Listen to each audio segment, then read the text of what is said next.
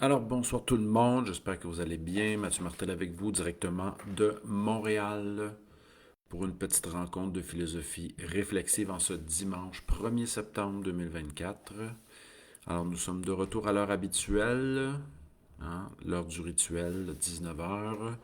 Et ce soir, nous allons aborder un sujet qui est tout de suite affiché à l'écran, mais nous allons bien sûr laisser le temps aux auditeurs, aux auditrices de se joindre à nous. N'hésitez pas à me saluer dans le clavardage et me signifier à savoir si le son est bon et si l'image est adéquate.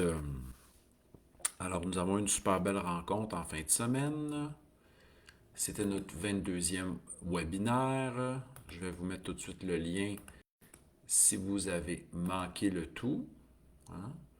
Donc, si vous avez manqué notre rencontre de samedi, le 31 août, vous allez pouvoir le réécouter en différé. Je vous mets tout de suite le lien dans le clavardage. Voilà. Alors, c'est le 22e webinaire avec Vox Populi. Et je ne me rappelle plus quel était le sujet. Euh, Nous avons abordé plusieurs sujets cet été. Nous sommes actifs depuis le 1er juin, sans arrêt, presque aux 2 semaines. Et en fin de semaine, voilà, oui, c'était ça, c'était moins penser pour vivre plus le thème de en fin de semaine, sous forme de question, bien sûr. Faut-il moins penser pour vivre plus, pour mieux vivre aussi? Dites-moi bonsoir dans le clavardage, on laisse le temps aux gens de se joindre à nous. Ce soir, on va parler de la décision. Le titre de ce soir, Que décidez-vous? Et je vais faire un petit laïus sur ce thème. On est maintenant 4 en direct. On poursuit nos points d'information. Il y a des nouveautés, écoutez bien ça, il y a des bonnes nouvelles. Donc, dans 25 jours, 26 jours, nous serons à Montréal en présence, au Centre des musiciens du monde, Métro Laurier. Il y a déjà des gens qui ont réservé leur place, qui m'ont écrit, etc. Notamment Vanda qui est là en ligne. Salutations à Anton aussi. Et je vous mets, par exemple, mais avant cela, avant de vous parler de ça, je vous mets notre lien de notre prochain webinaire gratuit dans 2 mois. Petite pause, car nous allons être en présence le 27. Et voilà, un thème proposé par... Ah oui, mais je le mets tout de suite. Voilà le lien pour la conférence en présence. Vous pouvez vous inscrire. Mais on sera présent, comment dire... Ah non, c'est pas le bon lien. Ah oui, c'est ça. Les renoncements nécessaires et la conférence en présence portera sur l'intuition. Donc, une aventure philosophique. Voilà, je colle les liens. Vous pouvez vous inscrire, aller chercher votre billet à l'avance. Super belle salle. Et les renoncements nécessaires, thème proposé par Jean Rivet pour le 26 octobre. Voilà ce qui s'en vient pour nous. Nous allons bien sûr être là, pas à tous les dimanches quand même, je pense pas, pour les Facebook Live, mais on verra. Je suis quand même assez actif et j'aime ça, ces rencontres. N'hésitez pas à me saluer, me dire bonsoir dans le clavardage. Le thème ce soir, on portera sur on va réfléchir ensemble sur le processus de décision et le titre de notre webinaire, de notre Facebook Live, Que décidez-vous? Et sachez que si vous avez manqué toutes nos rencontres, on est rendu maintenant à 310 enregistrements. Et voilà, sont présents dans la section vidéo. Et vous allez dans la section événements ou sur mon site mathieumartel.com pour plus d'informations, m'écrire, commander un livre, etc. Donc, salutations à tous et à toutes. Alors, nous allons commencer avec une citation du jovialiste André Moreau, qui aimait bien souvent répéter pour provoquer les gens qui avaient de la difficulté à se décider dans leur vie. Hein. Il avait une formule choc qui était la suivante. Je vais vous le dire, c'est quoi cette formule choc, mais je vais vous raconter une histoire. Hein.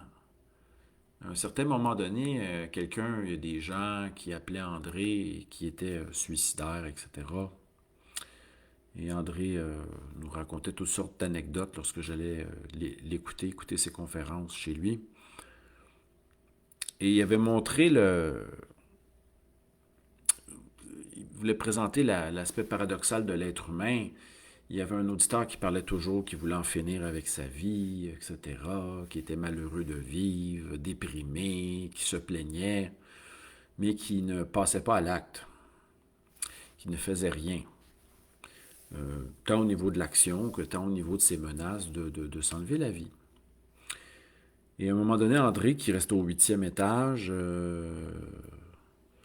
dit à ce monsieur, viens chez moi. Et quand le monsieur est arrivé, André a ouvert la porte patio au 8e, il dit saute en bas. Et le monsieur s'est explosé de colère, etc. Et André était très tranchant à ce niveau-là, disant si tu veux passer à l'acte, tu vas le faire tout de suite. D'où sa formule célèbre décide ou décède.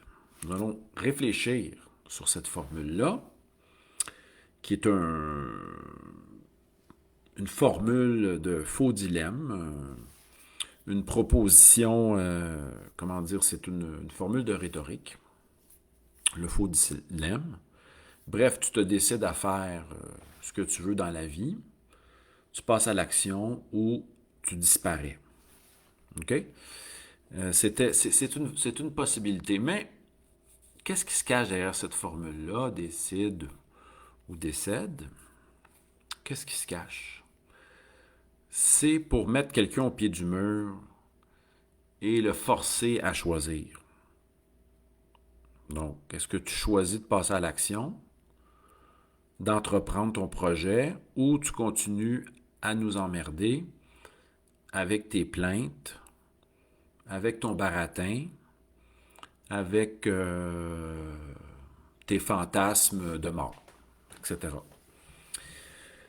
Ce soir, nous allons traiter de la décision. Il y a déjà eu des Facebook Live à ce sujet.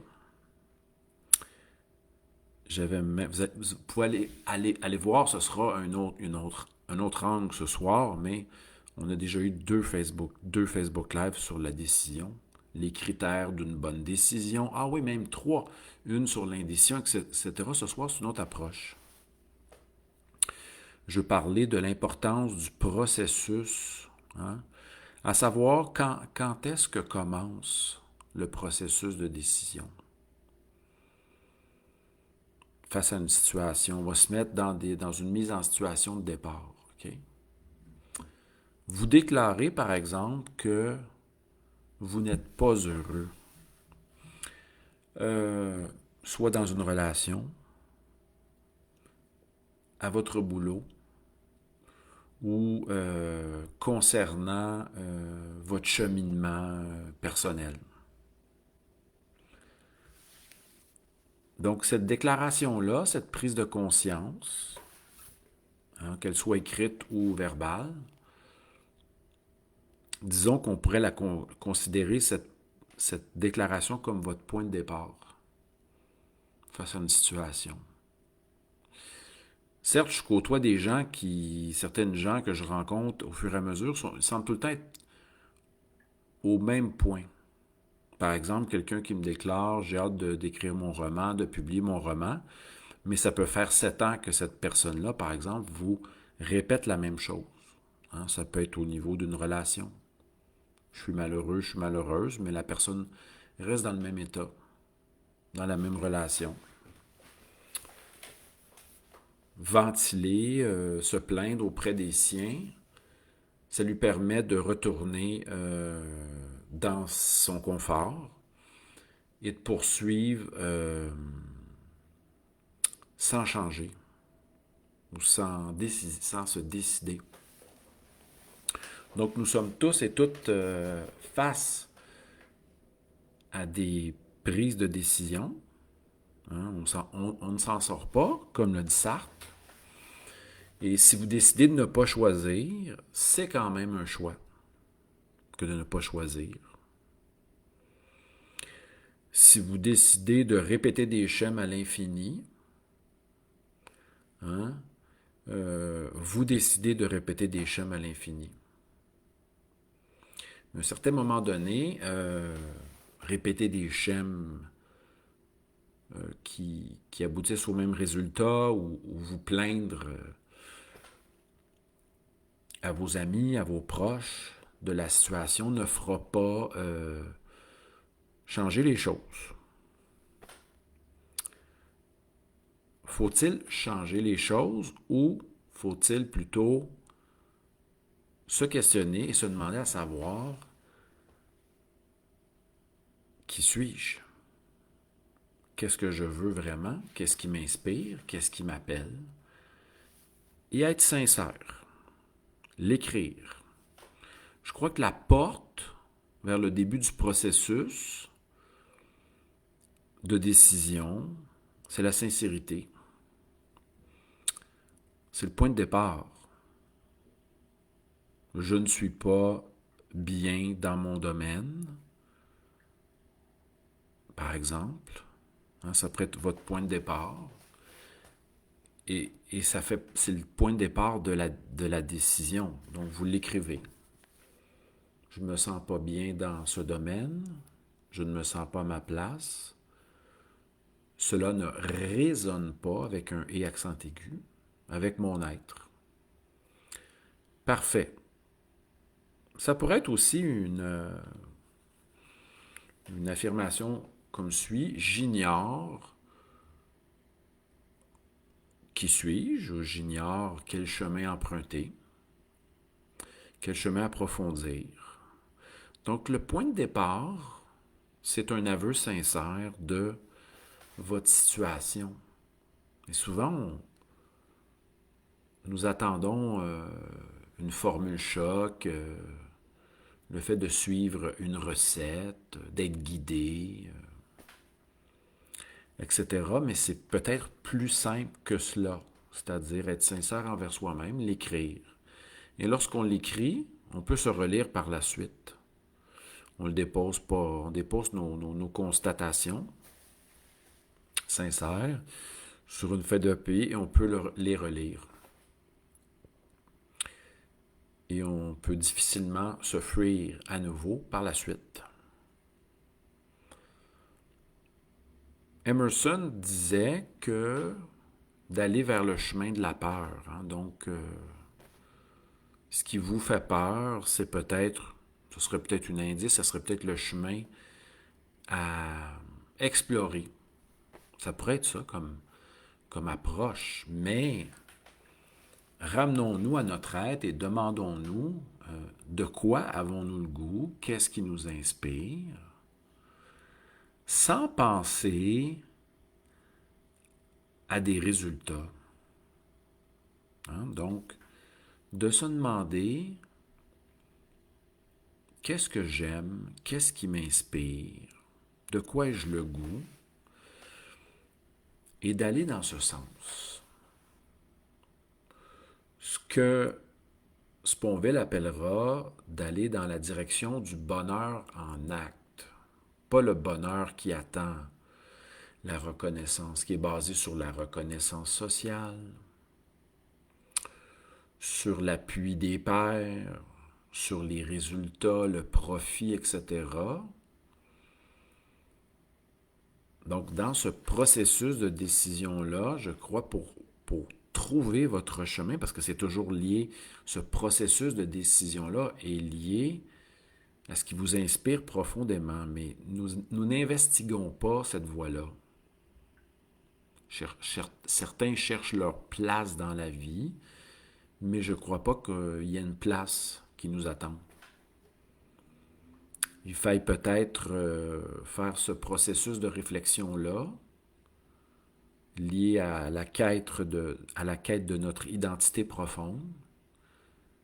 Et c'est cela qui va nous mener un pas à la fois, en chérissant chaque étape, à chaque moment. C'est peut-être là que nous allons prendre conscience que nous sommes en processus. Alors, notre titre ce soir de notre rencontre, c'est « Que décidez-vous? » Vous êtes face à... Vous pouvez me le partager dans le clavardage. Vous êtes en train de réfléchir ou de vouloir prendre une décision à quel sujet? Partagez-moi le thème ou l'objet de votre processus de réflexion en vue de prendre une décision. Sachez que sur ce thème, je l'ai répété tantôt, nous étions peu nombreux, on est une dizaine en ce moment.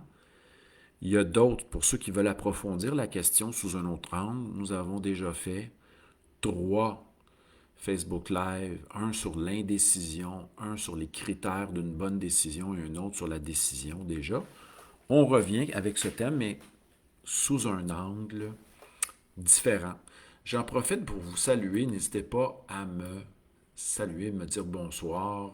Merci aux habitués, à ceux qui nous écoutent en différé, en reprise. J'espère que le son et l'image sont bonnes. Salutations à Anton, Vanda, salutations à Cathy, Magdalena, Caroline et nos auditeurs et auditrices secrets. Si vous appréciez, partagez. Voilà, on revient à notre point. Comme disait Sartre, nous allons, au cours de notre vie, très très souvent et à répétition, être forcés à nous positionner. Et même le refus de choisir, le refus de se décider, pour Sartre, c'est un choix. Nous ne pouvons pas faire valoir à ses yeux l'inconscient pour justifier notre inaction. Donc, s'en remettre à nos gènes, s'en remettre à notre enfance difficile, à toute forme de conditionnement, s'en remettre au manque d'énergie, etc. Vous allez voir peut-être que l'énergie va revenir lorsque vous allez vous concentrer sur ce qui vous inspire vraiment. Et j'avais parlé je traitais d'André Comte-Sponville tantôt qui parlait du bonheur en acte. Je ne l'ai pas défini.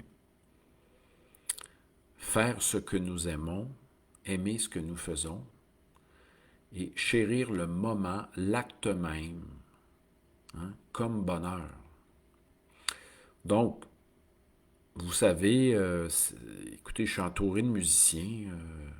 Je crois souvent des musiciens qui ont toutes sortes de conceptions de la pratique musicale. Et la mienne est fondée sur le fait de jouer des pièces avec amour et passion. Pour le reste, on repassera. C'est-à-dire, ce qui compte, c'est peu importe le degré de difficulté, peu importe le degré où je me situe, le fait, c'est de pratiquer ce que nous aimons. C'est ça le bonheur en acte. Donc, revenons à la décision. Vous êtes face à des situations où vous devez choisir, vous décider. Qu'aurait dit Descartes? Donc, j'ai fait intervenir Sartre, mais Descartes, lui,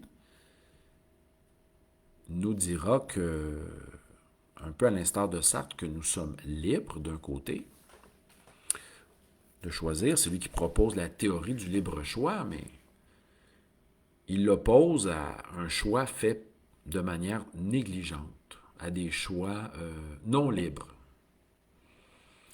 qui serait par exemple baser son choix sur des autorités extérieures à nous, des choix extrinsèques, se fier sur choisir certaines choses pour impressionner, pour la quête du pouvoir, la notoriété, etc. Pour l'argent, ça reste extrinsèque. C'est pour ça que revenir à l'essentiel, c'est se demander qu'est-ce qui m'inspire, de quoi ai-je le goût, vers quoi je me sens appelé. Et pour revenir au processus de décision, il commence, c'est un processus qui va nous accompagner toute la vie et qui commence, comment dire,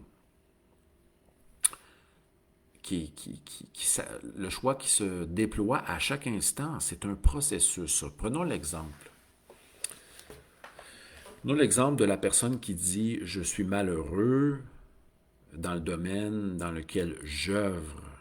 Cela ne me correspond pas. » Donc, c'est une prise de conscience. Hein.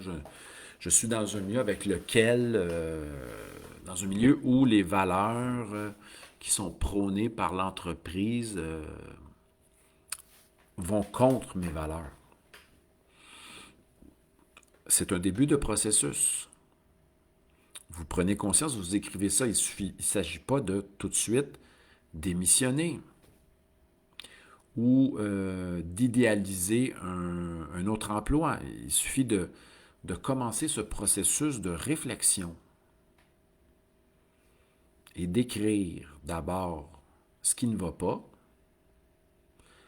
Par la suite, de vous demander qu'est-ce qui vous inspire. Vous vous voyez où? Et qu'avez-vous le goût de partager quelles sont les valeurs qui vous inspirent et quel genre de relation voulez-vous entretenir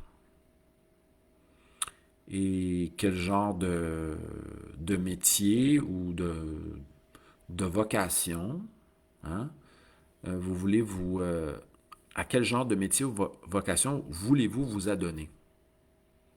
Donc, on ne s'en sort pas. On n'a pas le choix de faire un processus de réflexion, de questionnement métaphysique,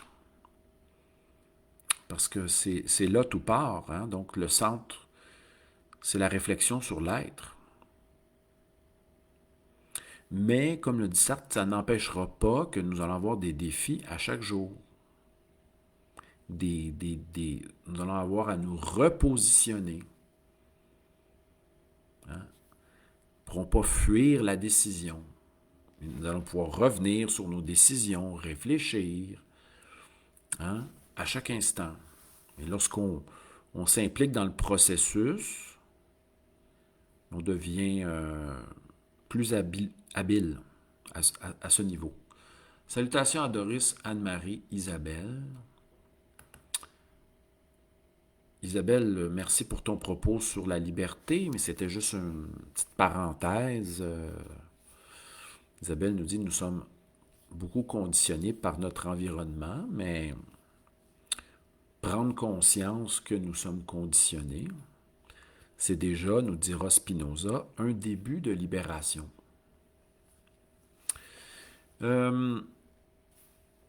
Merci d'être là tout le monde. Ce soir, notre question, c'est à savoir sur quel thème choisissez-vous de vous décider dans votre vie?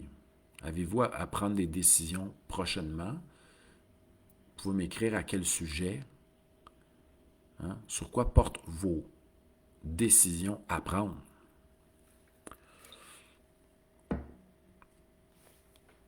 Donc, quelquefois, nous voulons que tout soit facile. Nous aimerions trouver un domaine et de se dire, j'ai trouvé l'emploi parfait qui me convient, c'est fini, je vais être heureux très longtemps. Mais malgré que vous trouviez un emploi dans votre domaine, il y aura toujours des défis et des moments où vous allez, avoir à vous impliquer dans un processus de décision. Alors, j'ai dit que le processus commençait avec des constats de votre état. Et une fois que vous conscientisez quelque chose, cela est une forme de nourriture et d'oxygène pour l'esprit. Le processus est entamé. Il va se continuer. Vous allez rencontrer des gens, donc vous demeurez ouvert. Vous venez d'écrire que vous n'êtes pas bien dans l'entreprise dans laquelle vous êtes. Et vous allez commencer, vous l'écrivez et vous continuez à vivre. Vous allez faire des rencontres qui vont vous éclairer. Il faut rester à l'écoute et attentif. Pas nécessairement forcer les choses, puis rentrer dans un processus où vous demandez à quelqu'un d'être un chercheur de tête pour vous, hein, qui va vous trouver des... Non, non, laissez continuer à vivre et demeurer à l'écoute et attentif. Articles de journal, émissions de radio, discussions. Et vous allez être nourri et inspiré par des rencontres multiples.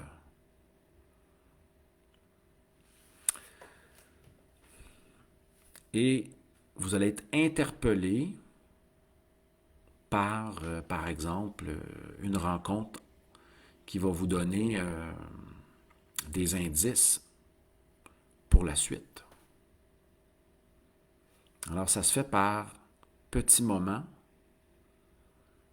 Nous cheminons là-dedans, dans ce chemin-là qui est nouveau, qui s'ouvre à chaque instant. Et cela, je crois, il y a comme cette ouverture-là aux rencontres de toutes sortes va nourrir notre processus. Et lorsque nous vivrons, par exemple, un émerveillement, une joie, etc., ça ne veut pas dire que nous serons rendus au bout du chemin, parce que le chemin n'arrête jamais. Ça sera un moment de joie, intense sur le chemin.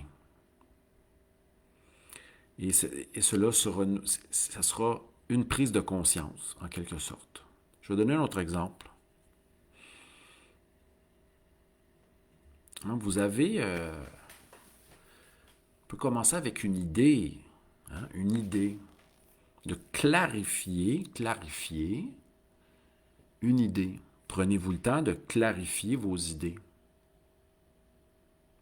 Descartes dit que l'intuition est première et que la déduction va s'appuyer toujours sur une intuition. L'intuition, c'est d'avoir une idée claire et distincte qui surgit comme une évidence à vos yeux. Êtes-vous capable d'énoncer des évidences concernant votre vie? Ne pensez pas, et là, des évidences sur votre vie et d'aller vers ces évidences.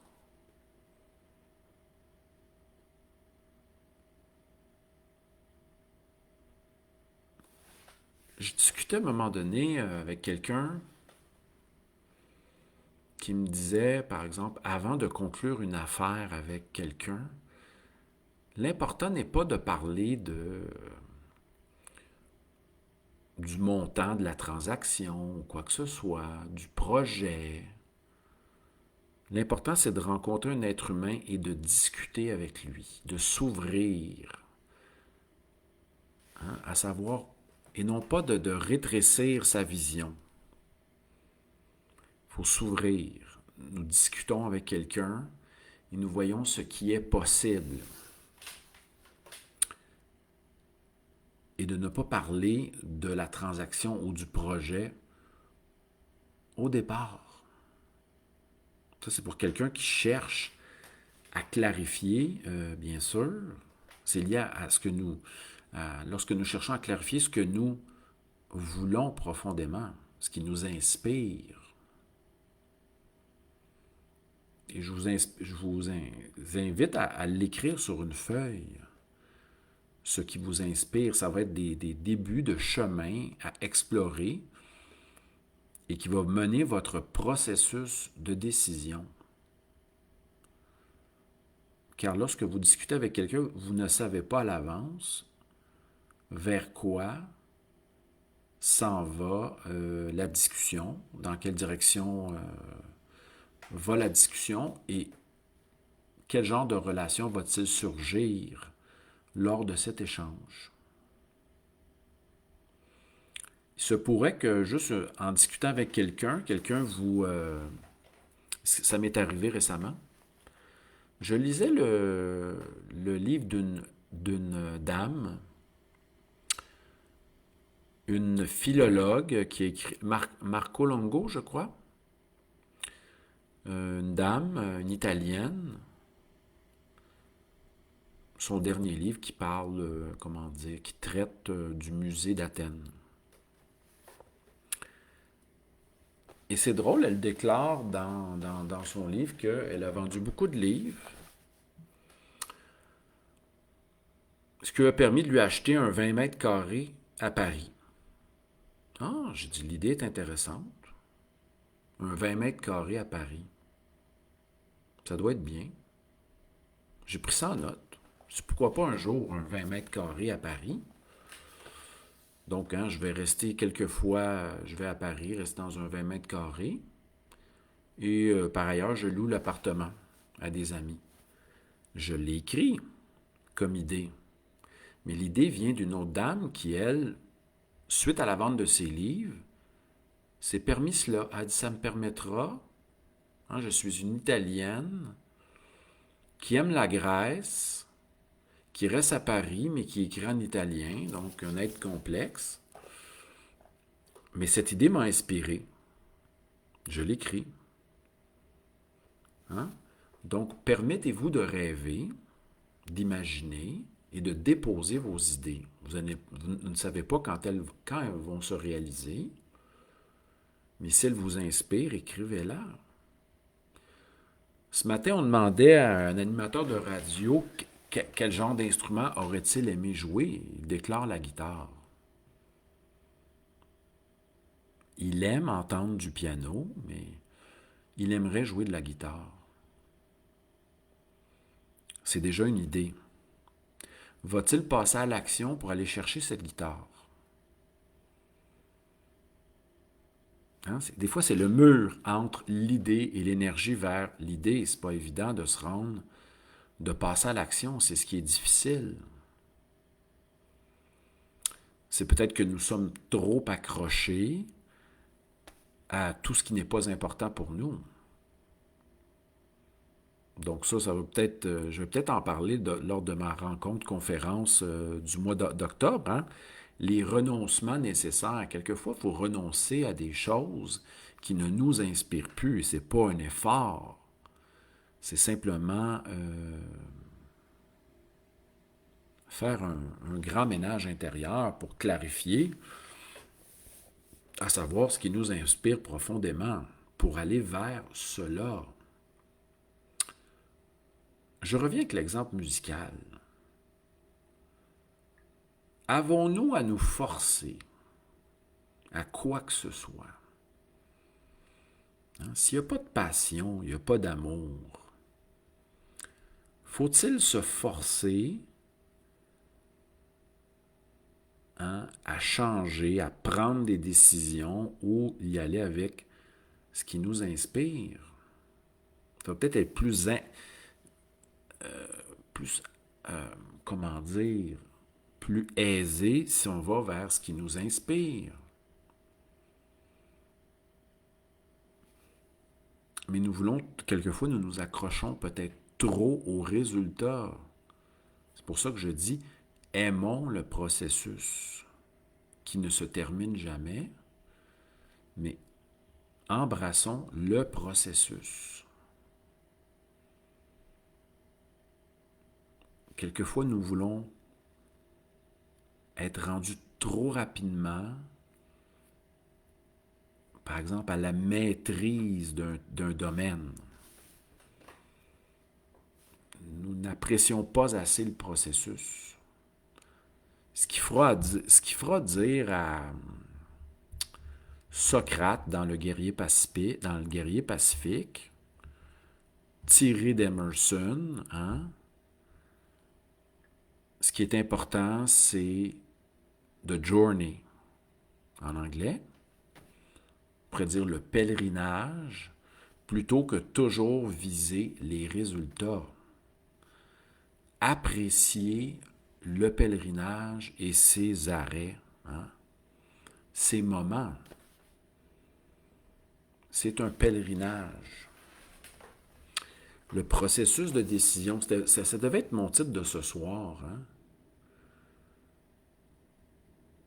Je voulais baptiser ça, nommer ça comme thème, décider est le processus. Bon, au début, c'était le processus de décision. Après, j'ai dit la décision, c'est le processus. Mais là, je dirais en ce moment que d'apprendre à apprécier le processus dans lequel il y a des prises de décision